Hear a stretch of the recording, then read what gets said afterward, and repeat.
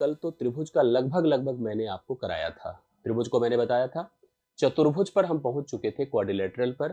Quadrilateral में मैंने आपको रेक्टेंगल बता दिया था, मैंने आपको लगभग स्क्वायर भी बता दिया था। यस, मैं कल वाले प्रश्न से ही शुरू करता हूँ। रेक्टेंगल को लेकर के देखो, छोटी छोटी जानकारियां आयत को लेकर के। लंबाई है, चौड़ाई है, लंबाई चौड़ाई के साथ उसका परिमाप है, एरिया है, विकर्ण की लंबाई है। हम इस पर एक प्रश्न ऐसे जनरल ले लेते हैं और वहीं से शुरुआत करते हैं आज के सेशन की। मैं जरूर एकदम, मैंने आपको जो है रेक्टेंगल बता दिया था और देखिए अगला प्रश्न मैंने इसका वर्ग बता दिया था। ये दो फिगर हमने कंफर्म किए थे कल जनरल वे में, और उसी से आज हम क्लास की शुरुआत करते हैं। सबसे पहले जैसे अगर हम आपसे कह दें, एक जनरल प्रश्न से हम लोग प्रॉपर आज की क्लास की कनेक्टिविटी प्रारंभ करने जा रहे हैं। बस ध्यान से आप लोग मेरी बातों को सुनिए, समझिए, कंफर्म करिए। जैसे मैं यहाँ पर जो प्रश्न मैंने कल आपको लेकर के कंप्लीट कराया था आयत को लेकर के, वहीं से हम लोग कवर करते हैं थोड़ा सा आयत को लेकर के। पहले क्वेश्चन आयत को लेकर के, क्योंकि हमने क्वाड्रिलेटरल पढ़ाना शुरू किया था। ठीक है, क्वाड्रिलेटरल जिसको आप लोग क्या कहेंगे, चतुर्भुज कहेंगे। चतुर्भुज में मैंने आपको रेक्टेंगल की जानकारी दे दी थी, उसका पेरीमीटर एरिया निकालने की बात की थी। रेक्टेंगल को हमने सब एक्सप्लेन किया था, जिसको आप आयत कहते हैं। एक अगला फिगर इसी से कनेक्टेड स्क्वायर भी है, जिसको भी आप लोग कवर कर लीजिए, वर्ग जिसको कहते हैं। दोनों एक जैसे होते हैं। एक जैसे का मतलब होता है कि जितने वर्ग होते हैं आप इन सभी को आयत कह सकते हैं, सभी वर्ग को। सभी वर्ग आयत कहे जा सकते हैं, लेकिन सभी आयत वर्ग नहीं होते हैं, ध्यान इस बात की रखिएगा। ठीक है, सभी स्क्वायर अर्थात सभी वर्ग जो हैं वो आयत होते हैं, लेकिन सभी आयत वर्ग नहीं होते हैं। तो जो फार्मूले मैं पेरीमीटर एरिया से संबंधित आयत के लिए बताऊं, मान लीजिएगा वही फार्मूला किसके लिए है, वर्ग के लिए है। यस, चलिए आप लोगों को मैं समझा देता हूं, ध्यान से मेरी बात को सुनिएगा। रेक्टेंगल ए है, देखिए ऐसे होता है। इसकी अपनी लंबाई है, इसकी अपनी चौड़ाई है। इसको लेकर के जो जो चीजें मैंने आपको एक्सप्लेन किया था, जैसे क्या, सबसे पहले मैंने आपको कहा एरिया। एरिया हो जाएगा length into breadth, unit square होगा। करेक्ट है, यूनिट स्क्वायर होगा। इसका पेरीमीटर होगा ट्वाइस एल प्लस बी होगा, जिसको आप परिमाप कहते हैं, यूनिट होगा। ध्यान देना, कभी जैसे अगर आपको खर्च उर्च का प्रश्न पूछता है ना, तार लगवाने का खर्च, खेत की जुताई का खर्च, जब प्रति मीटर स्क्वायर दिया है तो एरिया की बात कर रहा है, जब प्रति मीटर दिया है तो परिमाप या विकर्ण की लंबाई की बात कर रहा है। एक बहुत ही इंपॉर्टेंट इसमें प्रश्न बनता है कि अगर आप इस कोने पर बैठे हैं, यहाँ से इस कोने तक जाते हैं, तो इसी को हम विकर्ण की लंबाई डी कहते हैं। और विकर्ण की लंबाई डी आपकी अंडर रूट क्या हो जाती है, L square plus B square हो जाती है, यूनिट होगी।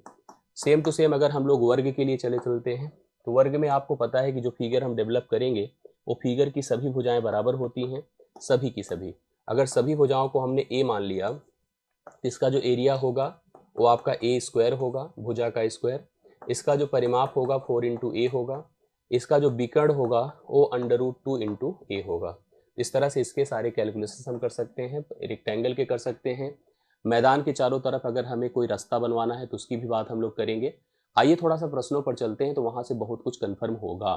प्रश्नों पर चला जाए, कंफर्म करिए। यस, चलिए आप लोग ध्यान से मेरी बात को सुनिएगा जो मैं बता रहा हूँ।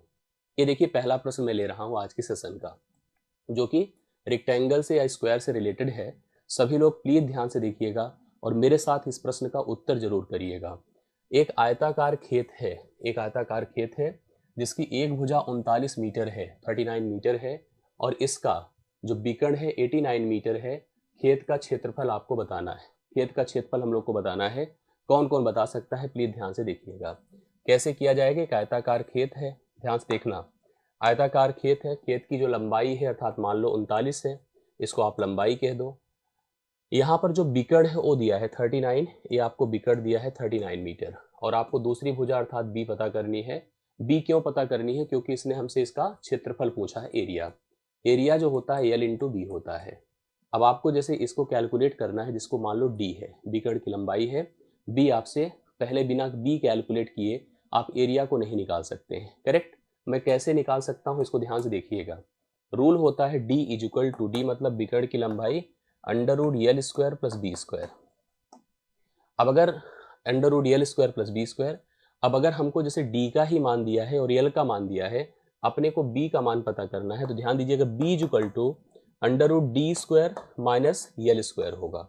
मतलब अगर आप दोनों पक्षों का वर्क कर दे तो D square is equal to L square plus B square होगा।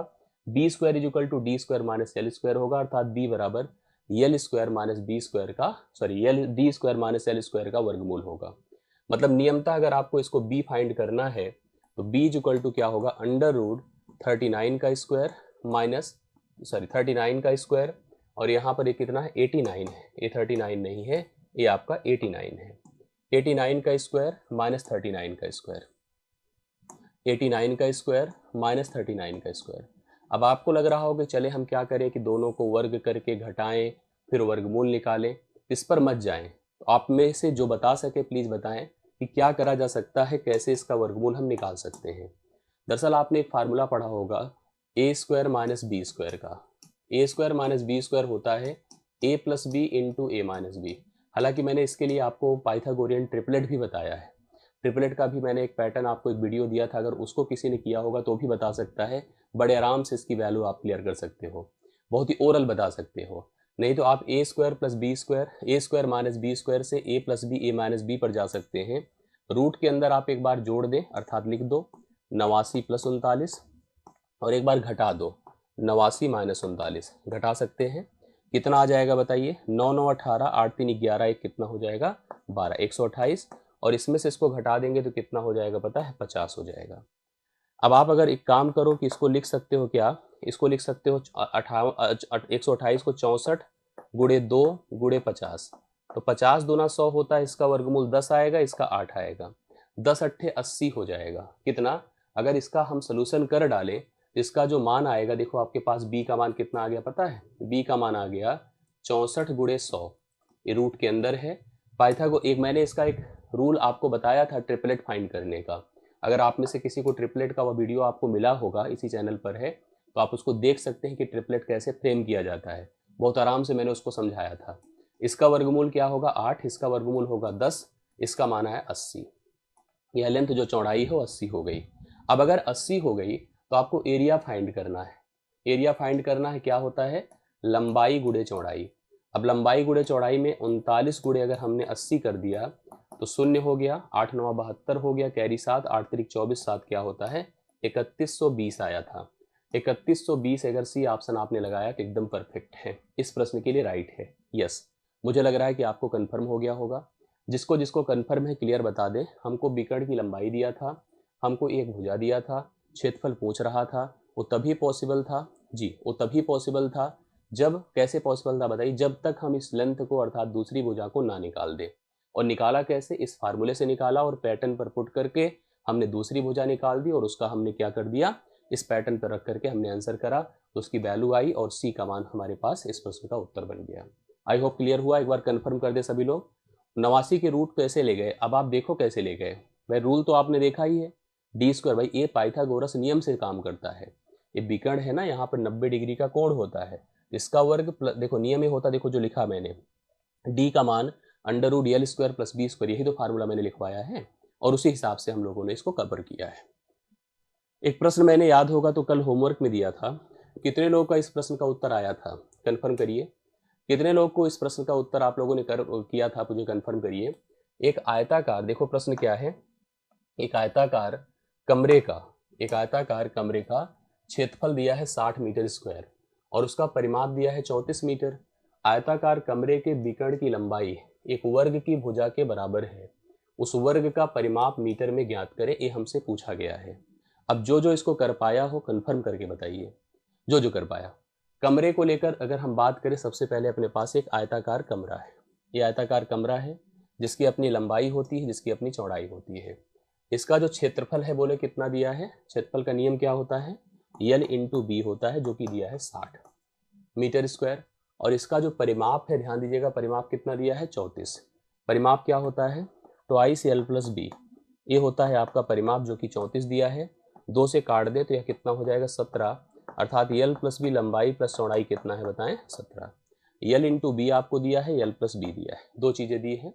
अब आपसे क्या बोला है पढ़िएगा, आयताकार कमरे के विकर्ण की लंबाई एक वर्ग की भुजा के बराबर है। आयताकार कमरे के वर्ग की लंबाई आयताकार कमरे के विकर्ण की लंबाई एक वर्ग की भुजा के बराबर है। अच्छा, विकर्ण की लंबाई होती क्या है, विकर्ण की लंबाई बताओ क्या होती है, under root L square plus B square, यही होती है ना। अब सबसे पहले अगर आप इस प्रश्न को ले लें, L square plus B square को निकाल लें। अगर ए आपने निकाल लिया तो आपने एक तरह से विकर्ण निकाल लिया, ठीक है भाई। Under root L square plus B square है तो आप L square plus B square करके उसका वर्गमूल कर दें, वर्गमूल में निकलेगा विकर्ण, लेकिन इसके पहले आपको ऐसे करना पड़ेगा। तो मतलब हमारी ज़रूरत है L square plus B square. अगर आपने इसको कैलकुलेट कर लिया तो वर्गमूल कर देंगे तो विकर्ण आ जाएगा। और फिर पढ़िएगा, इसने कहा जो विकर्ण होगा वही वर्ग की भुजा होगी। एक वर्ग ऐसे पहले से डेवलप करके रख लीजिए, वर्ग की भुजा क्या होगी ना, जो उसका विकर्ण है, जो उसका विकर्ण है। अगर वर्ग की भुजा आ गई तो उसका परिमाप आराम से निकाल सकते हैं। तो यहाँ पर अलजेब्रिक कॉन्सेप्ट लग रहा है। आपको क्या दिया है, अलजेब्रा में ऐसे प्रश्न आते हैं, ध्यान दीजिएगा। यल प्लस बी दिया है 60 और यल इंटू बी दिया है 60, मतलब यल बी दिया है 60 और यल प्लस बी कितना दिया है, यल प्लस दिया है बी आपका 17। मैं ओरल बता दूं कि वैल्यू क्या होगी। जैसे अगर मुझसे कोई लंबाई चौड़ाई पूछे तो मैं ऐसे बता दूं, क्या होगी पता है, 12 5 17 होता है, 12 पंचे 60 होता है। डायरेक्ट बता सकते हो, ऐसी कोई बात नहीं है। लेकिन आप सोचो कि आपको अगर L square plus B square find करना है तो आप एक काम करिए, इसके दोनों पक्ष का वर्ग कर दीजिए। वर्ग करेंगे तो L square plus B square plus twice L B बराबर 17 का वर्ग 289 होता है। इसी का मान निकालना है, लिखो L square plus B square plus twice L B मतलब 2 गुणे 60 बराबर 289 है। अब अगर 2 गुणे 60 120 होता है, 120 घटा दें और इसको यहाँ से हटा दें, ठीक है, हटा दें, इसको हटा दें तो 9 हो गया, 8 से 2 6 हो गया, 169 हो गया। तो L square plus B square का मान कितना हो गया, 169 है। बट आपको पता है डी का मान जो होता है under root L square plus B square होता है। तो under root L square plus B square में 169 आएगा, तो 169 का वर्गमूल करेंगे 13 आएगा। अर्थात प्रत्येक जो विकर्ण बना इसका वो विकर्ण 13 था। मैंने वैसे भी कहा था कि 12 पंचे 60 होता है, 12 5 17 होता है। अगर एक 5 एक 12 ले लें तो विकर्ण वैसे भी आपका 13 हो जाता। अगर ये 13 हो गया तो प्रत्येक भुजा आपकी कितनी हो गई, 13 हो गई। प्रत्येक भुजा अगर हमारी 13 हो गई तो हमसे क्या पूछा, बोले हमसे परिमाप पूछा है। प्रत्येक भुजा अगर आपकी 13 हो गई तो हमसे परिमाप पूछा है। किसी वर्ग का परिमाप जो होता है 4 गुणे भुजा होता है। 13 चौके 52, कितने लोगों ने आंसर किया था मुझे बता दें, यह ट्रिपलेट बन जाता। एक बढ़िया शानदार सा प्रश्न था। और किसने कल किया था, मुझे कभी 4-5 मैंने कुछ कमेंट्स देखे थे आप लोगों के, आए थे आंसर। फिलहाल प्रश्न का उत्तर कंफर्म है, 52 राइट सोल्यूशन होगा। ऐसे मिलाकर चलिए, ऐसे मिलाकर कनेक्ट करते चलिए, तभी इस तरह के टॉपिक की अपनी एक इंपॉर्टेंस आपको समझ में आएगी। और मुझे पूरा भरोसा है कि आप लोगों को यह बातें समझ में आई होगी, कन्फर्म समझ पाए होंगे, दिक्कत नहीं होनी चाहिए। अब आप देखो कुछ और अच्छे प्रश्न हैं शानदार से, इन प्रश्नों को भी ध्यान से देखिए, एकदम क्लियर करिए। मैं और स्पष्ट करता हूं, खूब ध्यान से समझते। एक आयताकार मैदान का जो क्षेत्रफल है 4800 वर्ग मीटर है। एक आयताकार मैदान है का क्षेत्रफल क्या दिया, 4800 वर्ग मीटर है। मैदान की जो लंबाई है 80 मीटर है। कह रहा 1 मीटर तार का मूल्य 1000 रुपए है।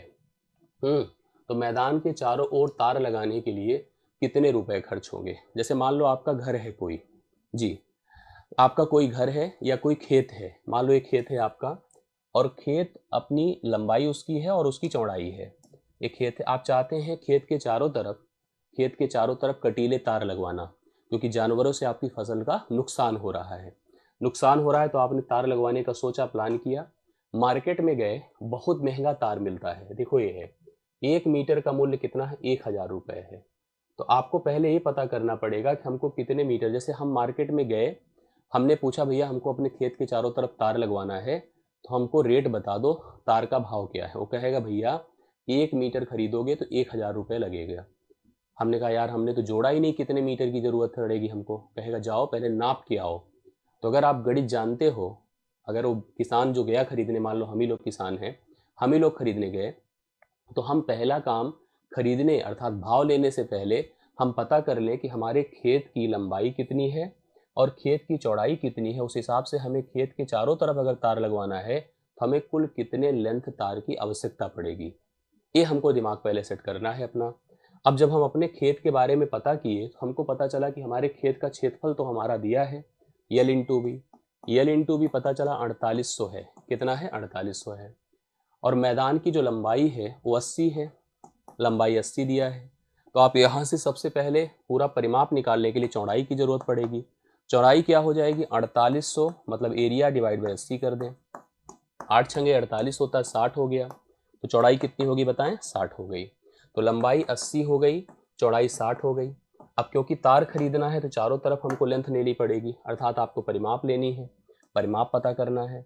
तो परिमाप मतलब तार की कंप्लीट लंबाई 80 + 60 कर दें, गुणे आप 2 कर दें। तो 80 60 होता है 140 होता है, गुणे आप 2 कर दें। 280 मीटर इतना तार की हमें आवश्यकता पड़ेगी, 280 मीटर तार की आवश्यकता पड़ेगी। अब आपने देखा इतना महंगा तार था मार्केट में, लेकिन मजबूरी में आपको लेना पड़ रहा है, और 1000 रुपये 1 मीटर तार का कास्ट है। तो 280 मीटर लेना है, तो 280 गुणे आप 1000 कर दो, इतने रुपए टोटल लगेंगे। 280 मतलब इतना जीरो के बाद 3 जीरो और लगाएं, तो आप इसको 2,80,000 बोल सकते हो। 2,80,000 को आप ये देखिए ए लिख सकते हैं, ए लिख सकते हैं, क्या लिख सकते हैं बोलिए, आप लिखिए सीधा सीधा 2.8 लाख, ऐसे लिख सकते हैं। 2.8 लाख है जो कि ऑप्शन नंबर ए में दिया है। फिर से अगला देखिए क्वेश्चन इसी टाइप का एक और बढ़िया शानदार सा प्रश्न उठाते हैं हम लोग। देखिए कैसे किया जाएगा। एक आयताकार पार्क है जिसकी जो लंबाई है 50 मीटर है। लंबाई कितनी है 50 मीटर, और चौड़ाई कितनी है 30 मीटर। एक आयताकार पार्क है जिसकी लंबाई कितनी है 50 मीटर, चौड़ाई कितनी है 30 मीटर। पार्क के चारों ओर एक 10 मीटर चौड़ा रास्ता बनाया जाना है। पार्क के चारों ओर 10 मीटर चौड़ा एक रास्ता बनाया जाना है। यदि रास्ता बनाने की जो लागत है 2 रुपये प्रति 2 प्रति वर्ग मीटर है, 1 वर्ग मीटर का कास्ट 2 रुपये है, तो रास्ता बनाने में कुल कितनी लागत आएगी, रास्ता बनाने में कुल कितनी लागत आएगी। कौन कौन कर सकता है, देखिए ध्यान से। एक आयताकार अपने पास पार्क है, ऐसे पार्क की लंबाई है, पार्क की चौड़ाई है, ये देखिएगा ध्यान से आपको कंफर्म होगा। पार्क की लंबाई है, पार्क की चौड़ाई है। पार्क के चारों तरफ हमने देखा कि 10 मीटर चौड़ा अपने को रास्ता बनाना है। इधर भी, इधर भी, इधर भी, इधर भी, इधर भी, इधर भी, इधर भी, इधर भी, ऐसे हमने रास्ते के लिए सेट कर दिया। ठीक है, ऐसे रास्ते के लिए हमने सेट कर दिया। ये रास्ता हमको बनवाना है। अब इस रास्ते को बनवाने के लिए हमको कॉस्टिंग दे दिया मिस्त्री ने, मैकेनिक ने, जो रास्ता बनाएगा, कि 2 रुपये प्रति मीटर स्क्वायर, रुपये 2 प्रति मीटर स्क्वायर की दर से हमको इसका रास्ता बनवाना है। तो आप इस रास्ते का क्षेत्रफल निकालना चाहते हैं, ये रास्ता है, यही से का क्षेत्रफल निकालना चाहते हैं। कैसे निकाल पाएंगे, ध्यान से देखिएगा। ठीक है, कैसे निकाल पाएंगे, इसके लिए सबसे पहले आपको ये समझना है, जब वह रास्ता नहीं था तो उसकी लेंथ थी 50 और उसकी ब्रेथ कितनी थी, 30 थी। करेक्ट है। और रास्ता जब हो गया तो लंबाई देखो कितना बढ़ेगी, क्योंकि 10 इधर बढ़ा है और 10 ही इधर बढ़ा है, तो इसका 50 + 10 + 10 70 हो जाएगा। यहाँ से यहाँ तक 70 हो गया। ऐसे चौड़ाई की बात करें, 10 ऊपर बढ़ा है 10 नीचे बढ़ा है, तो इसका मतलब 30 20 50 हो जाएगा। तो आप ध्यान दीजिएगा, रास्ते सहित मैदान का जो क्षेत्रफल है वो कितना है पता है, 70 × 50 है, 70 × 50 है। और रास्ते को छोड़ दें तो मैदान का क्षेत्रफल, जैसे इसको हम कवर करें, ये वाला भाग, ये कितना है, 50 × 30 है। तो सही में जब रास्ते के क्षेत्रफल को अगर हमसे कोई कहेगा, तो रास्ते के क्षेत्रफल के लिए आप टोटल में से, टोटल मतलब कंप्लीट यहाँ से यहाँ तक से, यहाँ से यहाँ तक को घटा देंगे। ठीक है, तो आप देखो कितना हो गया, चाहे तो ऐसे ही कर सकते हैं, 3500 हो गया माइनस आपका 1500 हो गया, ये 2000 आया। 2000 मीटर स्क्वायर है, 2000 मीटर स्क्वायर है रास्ते का क्षेत्रफल। और रास्ते को बनवाना है तो रुपये 2 प्रति मीटर स्क्वायर की कॉस्टिंग दी गई है। तो टोटल कॉस्ट कितना बनेगा, टोटल जो कॉस्ट बनेगा वो 2000 × 2 कर दें, मतलब 4000 रुपये टोटल खर्च आएगा, जो कि ऑप्शन नंबर बी में दिया है। ऑप्शन नंबर बी 4000 रुपये इस प्रश्न का करेक्ट सोल्यूशन बनेगा, एकदम सही है। 2000 मीटर स्क्वायर रास्ते का क्षेत्रफल है। और अगर हमें कॉस्टिंग पता करनी है तो कॉस्टिंग के लिए हम 2000 को 2 से गुणा कर दें, क्योंकि 1 मीटर स्क्वायर का कॉस्ट बहुत सस्ता है। जैसे पिछला तार लगवाना कितना महंगा था, वैसे रास्ता बनवाना बहुत सस्ता है। 2000 मीटर स्क्वायर को 2 रुपये के हिसाब से बना रहा है, तो 4000 रुपये तो लगेगा। तो 4000 रुपये आप लगा दीजिए, इस प्रश्न का करेक्ट हल हो जाएगा। एकदम क्लियर है ना, यस। देखते चलिए, कंफर्म करते चलिए, जिससे कि एकदम फाइनल होता जाए। इसके बाद फिर आगे बढ़ते हैं। एक आयताकार आंगन है, एक आयताकार आंगन है, फिर आयत वाला छोड़ करके आगे की फिगर्स पर बात करेंगे। एक आयताकार आंगन है जिसकी लंबाई 300 मीटर है और चौड़ाई 20 मीटर है। इसके फर्श पर 40 रुपये प्रति हजार, मतलब 1000 रुपये के लिए 40 रुपये से 12 सेंटीमीटर लंबी और 10 सेंटीमीटर चौड़ी टाइल्स जो होती हैं फर्श पर बिछवानी है, लगवानी है। उसका खर्च क्या आएगा, बहुत बढ़िया है। बानी सिंह बहुत बहुत धन्यवाद भाई। सब लोग जो है उसी तरह से फॉलो करें जैसे इन्होंने किया। 2 से मल्टीप्लाई इसलिए किया था क्योंकि वहाँ कॉस्टिंग दी थी। 1 मीटर स्क्वायर का कॉस्ट, जैसे अगर हमको कोई काम समतल करवाना है, लेबल करवाना है, तार लगवाना है, तो हमें कॉस्टिंग पता करनी पड़ेगी, तभी तो कॉस्ट निकाल पाएंगे। जैसे देखो ये बड़ा अच्छा प्रश्न है।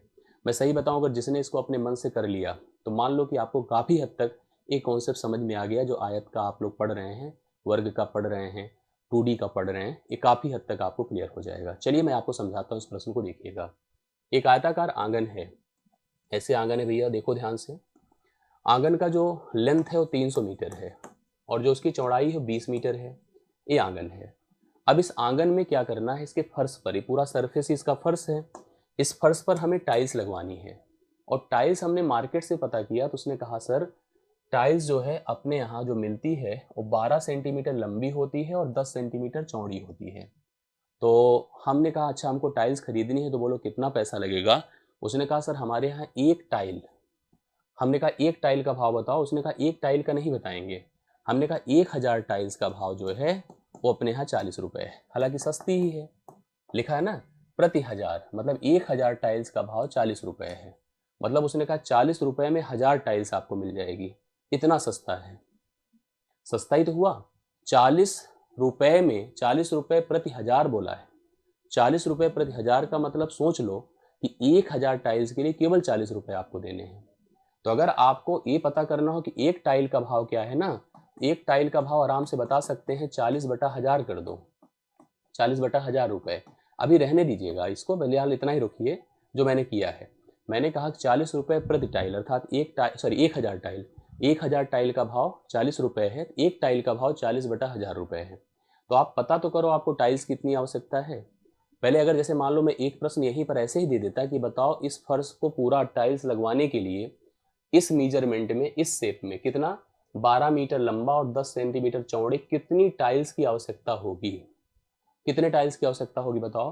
टाइल्स देखो ऐसे लगेगा, ऐसे लंबाई 12 चौड़ाई 10, ये है 12 चौड़ाई 10। लेकिन ध्यान दीजिएगा ऐसे ऐसे रखते चले जाएंगे, ऐसे रखते चले जाएंगे तो लंबाई की तरफ कितना आएगा, चौड़ाई की तरफ कितना आएगा, वही जो पता चल जाए तो हमें टाइल्स की संख्या निकालना आसान हो जाए। अगर आपको टाइल्स की संख्या सही में निकालनी है तो सोचो आपका क्षेत्रफल कितना है। और इसमें बहुत ध्यान इस बात का रखना पड़ता है, कभी कभी ऐसा होता है कि यह चीज़ें कंप्लीट डिवाइड नहीं कर पाती। हालांकि इसमें डिवाइड हो जाएगा तो इसमें दिक्कत नहीं आएगी, इसमें दिक्कत नहीं है। अगर मुझे ऐसे डायरेक्ट टाइल्स की संख्या निकालनी, मैं इसमें जो प्रॉब्लम्स आएगी वो भी मैं बता रहा हूँ। प्रॉब्लम्स कैसे, देखो अभी टाइल्स की संख्या निकालनी है तो इस मैदान का क्षेत्रफल कितना होगा, जो आंगन है 300 गुणे 200 गुणे 20, ये मैदान, ये आंगन का क्षेत्रफल है। टाइल्स का मेजरमेंट क्या है, 12 गुणे 10 है। लेकिन ध्यान दीजिए ये 12 गुणे 10 भैया सेंटीमीटर है, ये क्या है सेंटीमीटर में है। 12 सेंटीमीटर है और 10 सेंटीमीटर है। तो आपकी जिम्मेदारी है कि जो ये मीटर थे, क्योंकि यह 300 मीटर था और 20 सेंटीमीटर था, तो इसको भी हमें सेंटीमीटर में लिखना पड़ेगा और इसको भी हमें सेंटीमीटर में लिखना पड़ेगा, तभी तो काउंटिंग कर पाएंगे। हम सबको पता है कि 1 मीटर बराबर 100 सेंटीमीटर होता है। तो आप इसको कर दो 100 गुणे 100, 100 गुणे 100, ऐसे कर दिया तो हमें कुल टाइल्स कितनी मिलेगी, अर्थात कितनी लगवानी होगी, कंफर्म हो जाएगा। चलिए करके दिखाता हूं मैं आपको।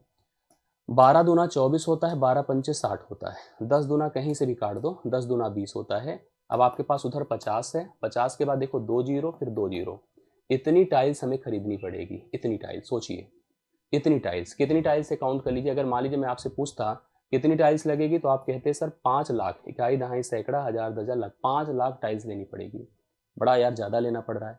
हाँ अब आप ये बताओ 5 लाख टाइल्स लेनी होगी, अरे भगवान। एक टाइल का भाव क्या है, 40/1000 रुपये, एक टाइल का भाव इतना है। तो कुल खर्च अगर हमें निकालना है कि कुल खर्च कितना आएगा टाइल्स को लेने में, तो ये कितनी टाइल्स हैं, 5 लाख, 5 लाख। एक टाइल का भाव 40 बटे आप 1000 कर दो, थोड़ा काट पीट भी सकते हैं, या सीधा लिख ही दीजिए 40/1000 ना। अब देखो 3 जीरो ऐसे ही चला गया, ये चला गया। 500 गुणे 40 कर दें, 5 चौके 20 के बाद 3 जीरो और 20,000 रुपये का टोटल खर्च आएगा। मतलब पूरी टाइल्स को खरीदने में अगर आपको अपने आंगन में लगवानी है तो कुल 20,000 का खर्च आएगा। यहाँ पर यह प्रश्न 20,000 आएगा भैया, 25 नहीं आएगा संदीप।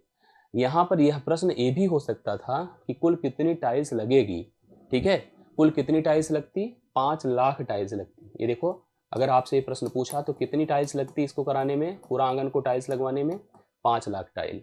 एक टाइल का कॉस्ट क्या है, 40/1000, मतलब अगर सोचो तो 0.4 रुपए है। 40/100 है, 40 पैसे है। जैसे अगर आप कहना चाहो ना, ये जो 40/1000 लिखा है, इसको थोड़ा ऐसे भी कर सकते थे, एक शून्य खत्म हो जाता तो आप 4 से इसको भाग करते ना तो 0.0, मतलब एक प्रकार से पैसे भी क्या हुआ, बटा 100 है, 4 पैसे है एक टाइल का भाव। सोचा जाए 4 पैसे, एक टाइल 4 पैसे में मिलता है, ये स्थिति है। तब जाकर के ऐसा हो रहा है, 40 पैसा भी नहीं, 40 पैसा भी बहुत बड़ी बात थी। एक टाइल आपको कितने मिल रही, 4 पैसे भी मिल रही है। समझ रहे हैं? तो इसको बहुत ध्यान से देखिएगा, बहुत शानदार सा प्रश्न था। अगर ये आया है तो निश्चित तौर पर आपको बहुत कुछ क्लियर हुआ है। ठीक, अब आप मुझे एक बार सब लोग कंफर्म कर दो कमेंट से कि सबको समझ में आई बातें कि नहीं है। क्लियर बताइए तो फिर आगे बढ़ा जाए। अब हम थोड़ा सा कुछ और फिगर पर चलते हैं, कुछ और फिगर की बात करते हैं। थोड़ा सा उन फिगर को भी ध्यान दीजिएगा। एक बहुत इंपॉर्टेंट फिगर हम लोग पढ़ेंगे, पैरेललोग्राम। क्या पढ़ेंगे? पैरेललोग्राम। पैरेललोग्राम जिसे आप लोग कहेंगे समांतर चतुर्भुज। समांतर चतुर्भुज, इसके बारे में थोड़ा सा जानकारी रख लीजिए क्योंकि इस पर भी प्रश्न आपको देखने को मिल सकता है। समांतर चतुर्भुज से भी प्रश्न आपको देखने को मिल सकते हैं। भले नहीं चलता है लेकिन होता है, ठीक है, ऐसे ही होता है प्रश्न। देखो समांतर चतुर्भुज क्या होता है, पहली चीज तो दिमाग में रखिए, जो अभी हम पढ़ के आए हैं दोनों फिगर ना, अगर अपने को कभी जरूरत पड़े तो हम बताएंगे भैया दोनों लोग समांतर चतुर्भुज ही थे। अर्थात अपने जो वर्ग हैं, जो आयत हैं, they are all the parallelograms, वो सभी समांतर चतुर्भुज हैं। समांतर चतुर्भुज में दो विपरीत भुजाएं समान तथा समांतर होती हैं। अगर मान लो मैंने ऐसे बनाया तो हम कह सकते हैं कि A B is parallel to C D and A B is equal to C D, अर्थात यह इसके बराबर है और इसी तरह से यह इसके समांतर तथा इसके बराबर है। हाँ, मतलब यहाँ पर ध्यान दीजिए, दूसरी बात हो गई कि A D is parallel to B C and A D is equal to B C. ये होता है समांतर चतुर्भुज का कॉन्सेप्ट। अब समांतर चतुर्भुज को लेकर अगर कभी हमको प्रश्न कोई करना हो तो निश्चित तौर पर अगर जो भुजा आपकी ए है, अगर मान लो यहाँ पर यह ए बी है तो वही सेम टू सेम भुजा आपकी क्या है, सी डी भी है, सेम। उसी तरह से अगर जो भुजा आपकी ए वाली है, क्या नाम है, ये आपकी जो ए डी है, वही सेम टू सेम भुजा आपकी क्या है, बी सी है, बराबर है। अब ऐसी केस में अगर कभी भी समांतर चतुर्भुज का परिमाप करना होगा तो जैसे आयत का किया है सेम टू सेम उसी तरह से उसको भी करेंगे। ठीक है, अब बात आएगी जब एरिया की। एरिया की, तो एरिया में क्या होता है, अगर आपने किसी एक भुजा को बेस माना, सपोज करो ए बी को आपने बेस माना, इसको हमने बेस माना, आधार मान लिया इसको। अब इन दोनों भुजाओं जो समांतर हैं और बराबर हैं, इनके बीच की दूरी, दूरी मतलब जो समकोण बनाने वाली रेखा, सपोज करो यहाँ पर डी था और यह एम था, ठीक है, यह इनके बीच की दूरी है, डी भी कह सकते हैं ऐसे जनरल, डी से एम, अर्थात समांतर भुजाओं के बीच की दूरी। यस, कैसे मैंने बताया, एरिया अर्थात क्षेत्रफल इसका क्या होगा, क्षेत्रफल क्या होगा, ए बी कर दिया आधार, मतलब आप फार्मूला अगर लिखना चाहते हैं तो बेस इंटू सिंपली क्या होता है, हाइट होता है, अर्थात आधार गुणे ऊंचाई होता है। जैसे आपने समकोण त्रिभुज का क्षेत्रफल निकाला था तो समकोण त्रिभुज का क्षेत्रफल क्या होता है, समकोण त्रिभुज का क्षेत्रफल जो होता है 1/2 गुणे आधार गुणे ऊंचाई होता है। यस, मैंने क्या बताया, इसको थोड़ा समझिएगा, आप लोग कंफर्म करिएगा। मैं जो बता रहा हूँ एकदम बेस, आपने त्रिभुज का पढ़ा था, क्या पढ़ा था, 1/2 बेस इंटू हाइट। इसका पढ़ रहे हैं तो क्या होगा, सिंपल बेस इंटू हाइट पढ़िए। कोई भी साइड को आप बेस मान लो। अगर भैया आपने इसको माना है बेस, देखो अगर आपने इसको बेस माना है तो हमें इसके विपरीत भुजा से दूरी लेनी होगी। अगर आपने इसको बेस मान लिया तो मुझे इसके विपरीत भुजा से दूरी लेनी होगी। ये बात बहुत केयर करना होता है जब भी समांतर चतुर्भुज का हम क्षेत्रफल निकालने जाएं। कैसे, ध्यान से देखिएगा। अगर मैं एक एग्जाम्पल छोटा सा लूँ, मान लीजिए मैंने एक समांतर चतुर्भुज ऐसे बना दिया, ये देखिए ऐसे समांतर चतुर्भुज आपका डेवलप हुआ। इसकी भुजा मान लीजिए 15 सेंटीमीटर है, ठीक है, यह इसके समांतर है, इसकी 15 सेंटीमीटर है। यहाँ से यहाँ तक की दूरी सपोज करो 8 सेंटीमीटर है, दूरी मतलब समकोण बनाने वाली रेखा। अगर आपसे मैं कह दूं किस समय बताइए एरिया क्या होगा, तो एरिया आप तुरंत बताओगे कितना, बोलिए 15 गुणे 8, बेस इंटू हाइट होता है, 15 8 120 सेंटीमीटर स्क्वायर होगा। अगर सेंटीमीटर में है तो, फिलहाल सेंटीमीटर में था तो सेंटीमीटर स्क्वायर हो गया, 120 सेंटीमीटर स्क्वायर हो गया। अब दूसरी तरफ जो प्रश्न इसमें आएगा वो कैसे आएगा, वो मैं पूछ रहा हूँ आप लोगों से। जैसे हमने कहा आपको, ये देखिए हमने एक समांतर चतुर्भुज बना दिया। अब मैं प्रश्न सीधा लिख रहा हूं, आप उसको देखिएगा ऐसे। किसी समांतर चतुर्भुज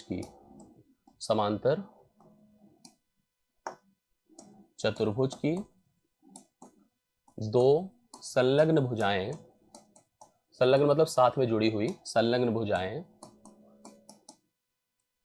18 सेंटीमीटर और 12 सेंटीमीटर है। 18 सेंटीमीटर और क्या है, 12 सेंटीमीटर। मैंने कहा समांतर चतुर्भुज है कि संलग्न भुजाएं 18 सेंटीमीटर और 12 सेंटीमीटर है। मैंने कहा बड़ी भुजाओं के बीच की दूरी, बड़ी भुजाओं के बीच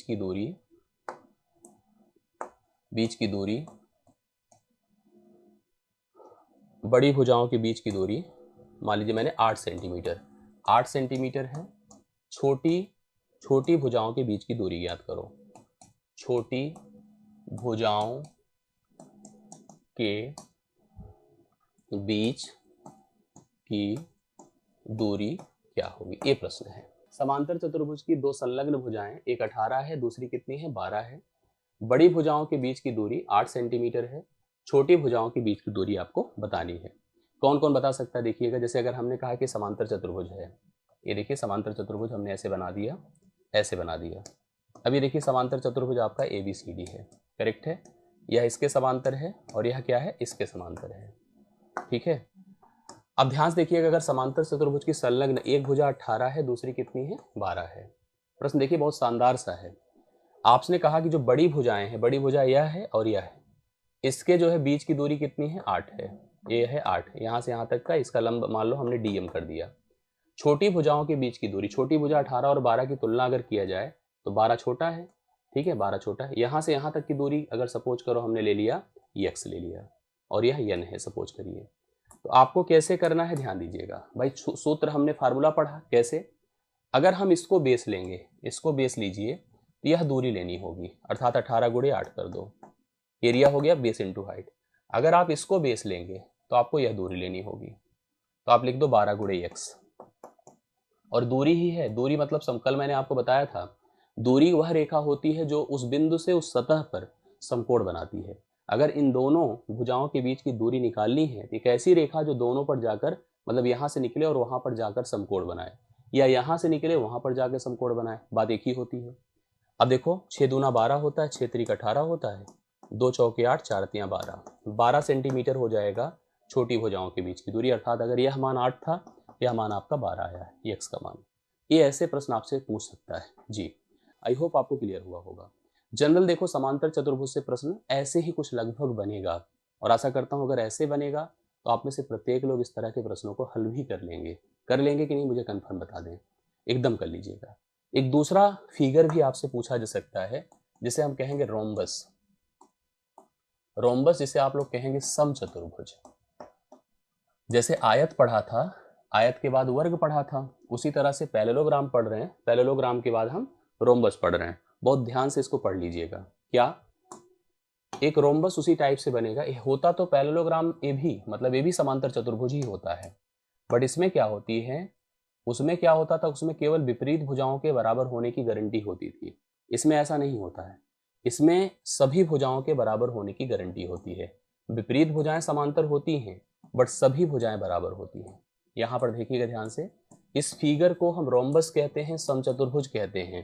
पहला पॉइंट, सभी भुजाएं बराबर होंगी, सभी भुजाएं क्या होंगी, बराबर होंगी, सभी भुजाएं बराबर होंगी। बहुत बढ़िया से देखिए इसका कॉन्सेप्ट होता है। हाँ, अगर कभी भी रोम्बस का प्रश्न आए समचतुर्भुज, और मैं आपको श्योर कर रहा हूं 2D का प्रश्न सबसे मैक्सिमम प्रायोरिटी रोम्बस की होती है। कभी भी कोई पेपर उठा लो, अधिकतम जो सबसे आने का चांस होता है वो रोम्बस होता है, अर्थात समचतुर्भुज होता है। आयत का ना पूछे चलेगा, वर्ग का ना पूछे चलेगा, पैरेललोग्राम ना पूछे चलेगा, लेकिन रोम्बस अगर मतलब है अगर 2D तो रोम्बस से जरूर प्रश्न पूछता है। मतलब आप इसको फील कर लीजिए, देख लीजिए, कोई पेपर उठा के देख लीजिए, तो रोम्बस से प्रश्न आपको डन श्योर जरूर पूछता ही पूछता है। पहली चीज मैंने बताया सभी भुजाएं बराबर होती हैं। जो विकर्ण होते हैं एक दूसरे को, जैसे एक विकर्ण है D1, एक विकर्ण है D2, ध्यान से देखिएगा। सेकेंड पॉइंट, विकर्ण एक दूसरे को समकोण पर, विकर्ण एक दूसरे को समकोण पर समद्विभाजित करते हैं, समद्विभाजित करते हैं। जो विकर्ण होते हैं क्या करते हैं, एक दूसरे को समकोण पर समद्विभाजित करते हैं। A90 A90 A90 A90। समद्विभाजित करने का मतलब क्या होता है, अगर ये आपकी लेंथ पूरी D1 थी, यह बराबर हो जाएगी। मतलब अगर इंटरसेक्शन O पर हो रहा है, this AO is equal to OB। ध्यान दीजिएगा, विकर्ण एक दूसरे को समकोण पर समद्विभाजित, अभी मैं एग्जांपल लूंगा तो क्लियर होगा। दूसरी तरफ देखिएगा, आपने अगर देखा कि यह D2 था, यह DO और OB दोनों बराबर, मतलब यह लेंथ इस लेंथ के बराबर होगी। तो विकर्ण एक दूसरे को समकोण पर समद्विभाजित करते हैं, इसकी खासियत होती है। एग्जाम्पल थोड़ा देखिएगा क्या होगा। एग्जाम्पल इसका, ये देखिए मैंने लिया एक समचतुर्भुज, ऐसे बना दिया, एक समचतुर्भुज मैंने लिया, करेक्ट। और मैंने इसकी जो भुजाएं थी, ध्यान से देखिएगा, इसको हमने लिया 10 सेंटीमीटर। सारी भुजाओं को क्या ले लिया, 10 सेंटीमीटर ले लिया हमने। सारी भुजाओं को हमने 10 ले लिया, और फिर हमने क्या कर दिया, इसका एक विकर्ण लिया हमने, ए विकर्ण हमने ले लिया 16 सेंटीमीटर, और एक दूसरा विकर्ण था जिसको हमने ले लिया 12 सेंटीमीटर। ये दोनों जाकर ओ पर मीट किए हैं, इंटरसेक्शन इनका हुआ है, ABCD करके एक अपने पास समचतुर्भुज था। तो आप देखो, अगर सारी भुजाएं जैसे अपने को पता है, जैसे भुजा में भाई 10A है, 10AB होगा, 10AB होगा, 10AB होगा। अब आपसे कहा है कि हमें इसका क्या मतलब, इसमें अगर हम सोचें तो सब कुछ क्लियर है, अगर सोचा जाए तो सब कुछ क्या है, क्लियर है। दरअसल हमसे जो पूछा जाएगा इसमें क्या होगा पता है, हमसे इसका एरिया पूछा जाएगा। एरिया मतलब क्षेत्रफल, और क्षेत्रफल को ध्यान दीजिएगा, बहुत ही आसान और एक सिंपल फार्मूला आपको एक्सप्लेन कर देगा, 1/2 D1 into D2, 1/2 D1 into D2 होता है। ध्यान दीजिएगा, 1/2 D1 इंटू D2 होता है। विकर्णों के प्रोडक्ट का आधा, मतलब दोनों जो विकर्ण होते हैं उनके गुणनफल का जो आधा होगा वही आपका क्षेत्रफल होगा।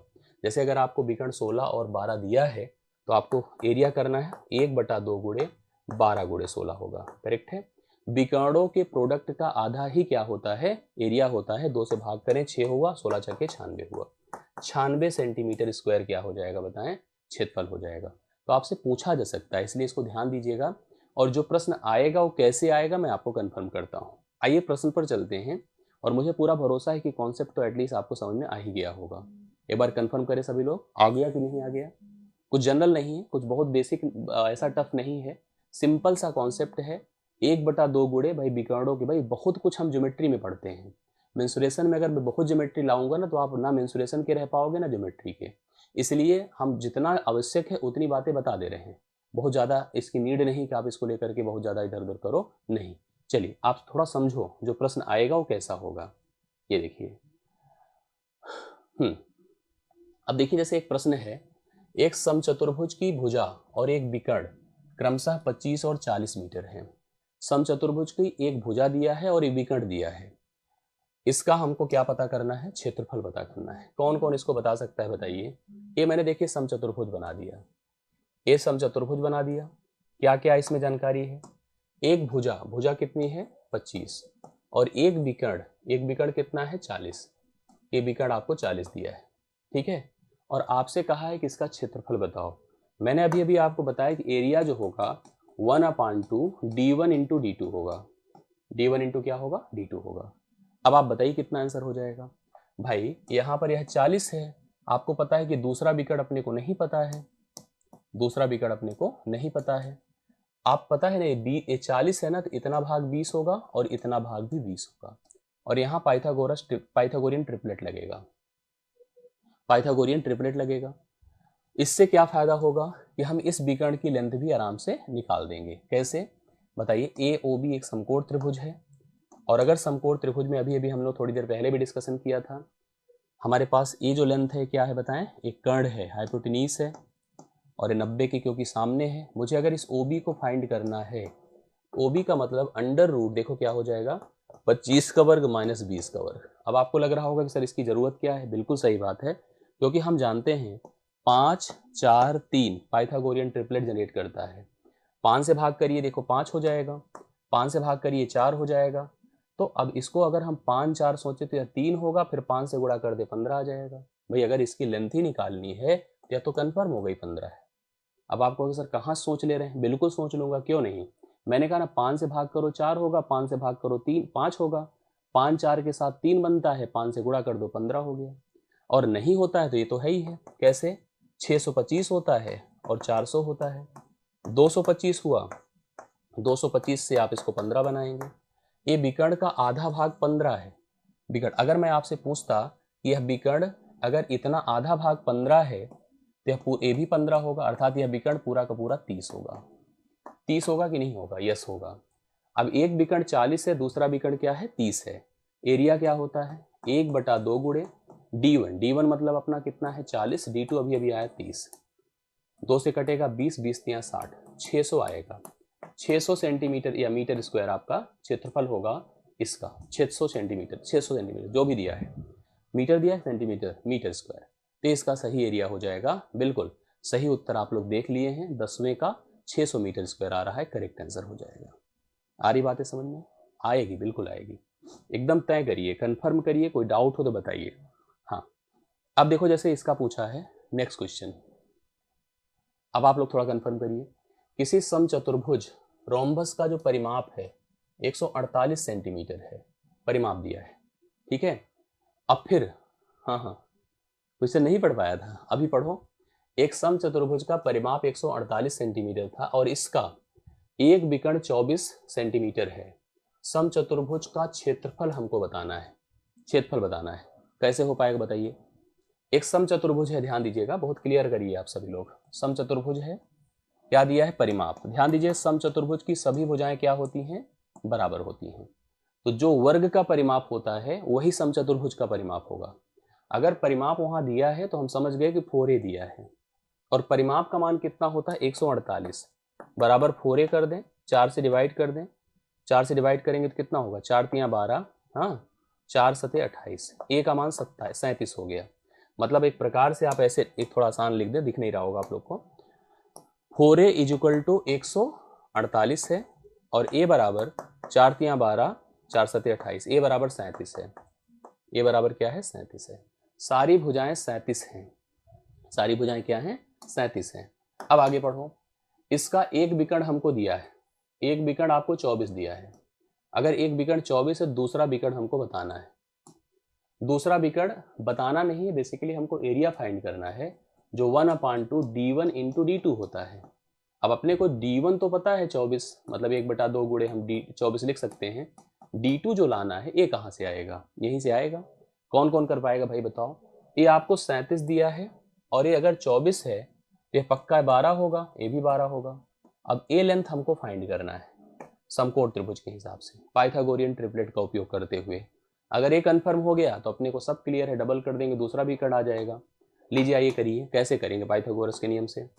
इस लेंथ को अगर हमने O कहा, यहाँ पर B ले लिया, A है, ऐसे कर देते, थोड़ा नामकरण करने से चीज़ें क्लियर रहती है ना। हमने कहा चलो OB = √37 का स्क्वायर माइनस 12 का स्क्वायर। मैंने एक पाइथागोरियन ट्रिपलेट का कॉन्सेप्ट दिया है आप लोगों को, आप उस वीडियो को देखना, इसी के नीचे होगा, एक रिकॉर्डेड वीडियो दिया था मैंने, ट्रिपलेट बनाना सीखें जी, उसको जरूर आप देखिएगा। अगर यहाँ 37 यहाँ 12 तो अगला क्या होगा ओरल बता लेंगे, आपको जरूरत ही नहीं पड़ेगी। हालांकि नियम से समझ में आ गया कि कर्ण है, क्योंकि इसका वर्ग प्लस इसका वर्ग इसके वर्ग के बराबर होगा, तो उस हिसाब से इसके वर्ग से इसका वर्ग घटा के वर्गमूल कर लें, आंसर आ जाएगा। देखिए बता भी दिया हमें किसने, दीपक ने। यही हमारा मतलब बताना ऑब्जेक्टिव है।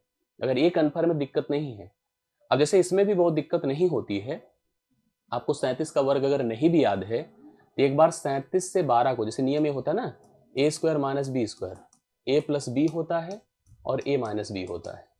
एक बार जोड़ दें, एक बार घटा दें। पहले जोड़ दें, 7 2 9 3 1 4 49 हो गया, और घटा दें तो 25 हो गया, करेक्ट। घटा दें तो कितना हो गया 25, 7 से 2 5, 3 से 1 2। 49 का वर्गमूल कितना होता है, बराबर लिखो 7, 25 का 5, ये हो गया 35। मतलब ए लेंथ आपकी कितनी हो गई 35। अगर ये लेंथ यहाँ से यहाँ तक 35 है तो दूसरा विकर्ण आपका 35 कितना होगा 70 होगा। यहाँ पे लिखिए 1/2 गुणे 24 गुणे, हाँ 35 दूना 70, 70 लिख दें, करेक्ट है। 2 12 बार, 12 सते 84, 840 आएगा, और सेंटीमीटर है तो सेंटीमीटर स्क्वायर हो जाएगा। इस तरह से हम ऐसे प्रश्नों का उत्तर कर सकते हैं, और आशा करता हूँ। देखो हाँ, एक फार्मूला और देखिए, ज्ञान यात्रा ने बहुत बढ़िया लिखा कि 4a² is equal to d1 square plus d2। बहुत बढ़िया आपने लिखा है, कभी कभी जरूरत पड़ती है। जैसे अगर एक रिलेशन याद रखना है आप लोगों को, रोम्बस में ज्ञान यात्रा जी ने देखिए लिखा है, बहुत बढ़िया आपने क्या लिखा है, ये बहुत शानदार सा रिलेशन में लिखा है। इसकी जरूरत हमें बहुत बार पड़ेगी। जैसे कभी अगर आपको भुजाएं दिया है तो आप एक संबंध लिख सकते हैं, हालांकि उसको प्रूव भी किया जा सकता है, 4a square is equal to d1 square plus d2 square. दरअसल बहुत ज़्यादा प्रूविंग में हम आपको फंसाना नहीं चाहते हैं, लेकिन ये कभी कभी ज़रूरत पड़ जाएगी, इसलिए इसको याद रखिएगा जी, इसको याद रखिएगा, बहुत बढ़िया सा है। 4a square is equal to, कभी ज़रूरत पड़ी तो आप लोग अप्लाई करिए। तो फिलहाल ये हमारा ये प्रश्न है, आप लोग इसको समझ गए हैं और कंफर्म कर गए हैं, इसमें कोई दिक्कत आपको नहीं होनी चाहिए, ठीक है। इसको आप लोग समझ गए हैं ना, कंफर्म हो गया है। अब इस तरह के जैसे कुछ प्रश्न बनेंगे तो आप लोग उसको आराम से करेंगे। एक फिगर और है, मैं उसको थोड़ा सा एक्सप्लेन भर कर देता हूँ, जिससे कि आज का सेशन जब एंड हो तो कम से कम उसके प्रश्न आप कर सके। जैसे कल हम कुछ प्रश्न कराएं तो कन्फर्म कल, क्योंकि हम वृत्त को ही इन्वॉल्व करते हैं, सर्कल को इन्वॉल्व करके आगे बढ़ेंगे। एक और फिगर है, उसको थोड़ा सा जान लीजिए, ट्रेपीजियम। ट्रेपीजियम से प्रश्न आता है, जैसे अभी उधर देखा जाए तो इसे समलंब चतुर्भुज फिलहाल कहते हैं, समलंब चतुर्भुज। इस पर प्रश्न कुछ लेने पड़ेंगे और समलंब चतुर्भुज को थोड़ा समझ लीजिए आप लोग। एक चतुर्भुज है जिसकी जो भुजाएं होंगी वो कुछ इस रिलेशन में होगी। कल मैं इसको एकदम सेशन में लूंगा, प्रश्न में इसका भी लूंगा, और जो है क्या कहते हैं, थोड़ा मिक्स मिसलेनियस टाइप का, और वृत्त सर्कल को एक्सप्लेन करते हुए आगे बढ़ना होगा। समलंब चतुर्भुज का प्रश्न आप देखा होगा कि जो बीपीएससी का पेपर हुआ था टीआरई का 2.0 का 6 to 8 सेक्शन में, एक बहुत शानदार सा प्रश्न आया था। दो भुजाएं समांतर होती हैं और दो असमांतर होती हैं। ये देखिए ये समांतर है, सपोज करिए ए बी सी डी ऐसे करके है अपने पास, और दो असमांतर हैं। असमांतर बराबर भी हो सकती हैं, बराबर नहीं भी हो सकती हैं। दो भुजाएं इसमें समांतर होती हैं, ध्यान दीजिएगा, हमेशा होगा दो भुजाएं समांतर तथा दो भुजाएं असमांतर होंगी, असमांतर होंगी। दो भुजाएं समांतर तथा दो भुजाएं क्या होती हैं, असमांतर होती हैं। अब ऐसी केस में अगर हम लोगों को एरिया फाइंड करना होगा, जैसे मान लो समांतर भुजा एक x है, दूसरी क्या है, y है, और इनके बीच की दूरी है सपोज करो d, दूरी मतलब समकोण बनाने वाली रेखा मान लीजिए m है। तो एरिया जो होगा पता है 1/2 सम ऑफ पैरेलल साइड, मतलब समांतर भुजाओं का योग, समांतर भुजाओं का योग, sum of parallel side, sum of parallel side गुणे उनके बीच की लंबवत दूरी, उनके बीच की दूरी, उनके बीच की दूरी, ये रूल होता है, करेक्ट। तो हम लिख सकते हैं 1/2 sum of parallel side x plus Y into उनके बीच की डिस्टेंस, ये होता है area. 1/2 parallel side sum of the parallel side into distance between them. ये नियम होता है किसी समांतर चतुर्भुज, समलंब चतुर्भुज के समलंब चतुर्भुज के क्षेत्रफल को ज्ञात करने का। कभी भी जैसे आपको इन दोनों दूरी को दिया है और उनके बीच की लंबवत दूरी पता है, मतलब इन दोनों लेंस को दिया जाए और उनके बीच की लंबवत दूरी अर्थात उनके बीच की दूरी क्या है, तो यहाँ से हम एरिया डायरेक्टली बता सकते हैं। मैंने आपको बताया कि जरूरी नहीं, जैसे अभी यहाँ पर AD जो है ना, ये जो भुजा है इस भुजा के बराबर भी हो सकता है, AD बराबर BC भी हो सकता है, और AD is not equal to BC भी हो सकता है। अगर बराबर रहेगा तो इसी को हम लोग कहते हैं आइसोसेलेस ट्रेपीजियम, समद्विबाहु समलंब कहते हैं, समद्विबाहु समलंब कहते हैं। और इसका अलग ही कॉन्सेप्ट हो जाता है, कुछ अच्छे अच्छे प्रश्न इस पर बन जाते हैं, और नहीं बराबर है तो भी प्रश्न अच्छे बन जाते हैं। ऐसा नहीं कि हमेशा प्रश्न, जैसे एक एग्जांपल आप देखो तो आपको समझ में आएगा। जैसे मैंने ऐसे बना दिया, देखिए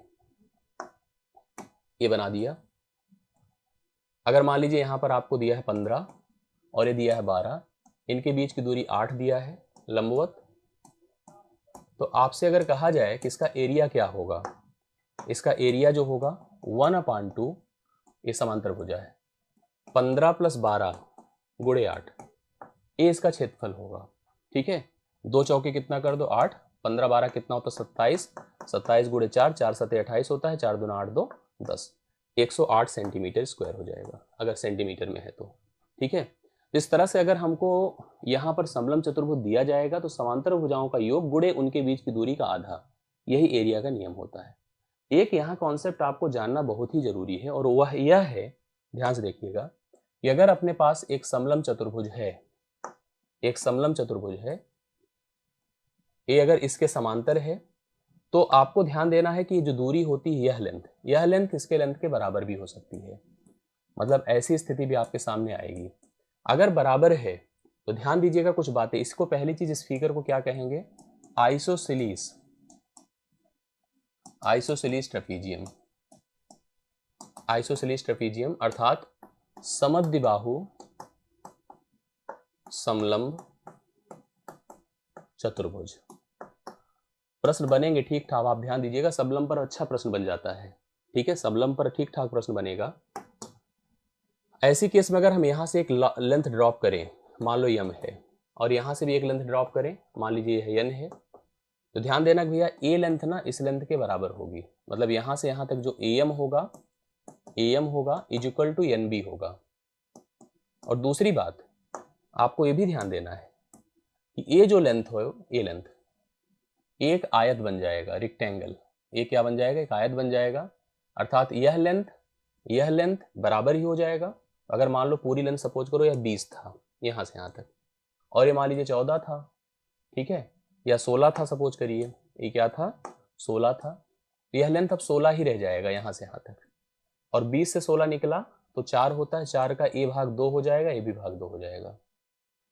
समकोण, मतलब बहुत कुछ यहां से कंफर्म हो सकता है।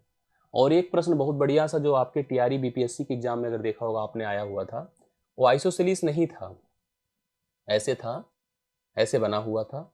और उसके बाद देखो उसमें ऐसा था ना कि इसकी लेंथ दिया था, शायद इसकी लेंथ दिया था, ए लेंथ दिया था, हमको डायरेक्ट डेटा नहीं पता है, ए लेंथ दिया था, हमसे क्षेत्रफल पूछा था। ठीक है, तो ऐसी केस में हम लोगों ने इधर से एक पैरेलल ड्रॉ कर दिया और समांतर चतुर्भुज में ब्रेक करके इसका सोल्यूशन निकाला, त्रिभुज का क्षेत्रफल निकाल करके। तो ये प्रश्न बनेंगे, लेकिन आज की सेशन में हम इसको क्लोज करेंगे। कल के सेशन में हम जो प्रश्न लेंगे सब लेबल्ड क्वेश्चन होंगे, जो सभी पैरेललोग्राम को कवर करते दिखेंगे। मैं आपको बता दूं कि कल का जो सेशन होगा बहुत ही इफेक्टिव रहेगा, और कल के सेशन में हम कोशिश करके सर्कल भी इंट्रोड्यूस कर देंगे। मतलब आप पैरेललोग्राम का अपना, जैसे एक होता ना कि आप कल पढ़िएगा ना तो आपको ये लगेगा थोड़ा सा, मतलब ठीक ठाक कमर कस के बैठना है आपको। पैरेललोग्राम का, रोम्बस का, ठीक है, रोम्बस का, ट्रेपीजियम का, जहां से सही दमदार प्रश्न आते हैं, ट्रेपीजियम का, और एक और हम ले लेते हैं काइट का। जो मतलब स्तरीय जो क्वेश्चंस होते हैं इनको हम लोग लेवल क्वेश्चन, थोड़ा सा टफ लेवल लेंगे, लेवल्ड क्वेश्चंस लेंगे, और इसको हम कवर करेंगे कल के सेशन में। तो आप लोग कल के सेशन का वेट करिए, कल बहुत बढ़िया सेशन होगा और सर्कल का इंट्रोडक्शन होगा। कल तक इसको हम पूर्ण करने की कोशिश करेंगे, 3D पे आ जाए जिससे। तो ये आप करिए बिल्कुल जी। बाकी सेशन कैसा लगा आप जरूर बताएं, अच्छा लगा हो तो लाइक जरूर करेंगे। कल मुलाकात होगी स्टैंडर्ड प्रश्नों के साथ। आज के लिए मेरी तरफ से इतना ही, बहुत बहुत धन्यवाद, थैंक यू सो मच।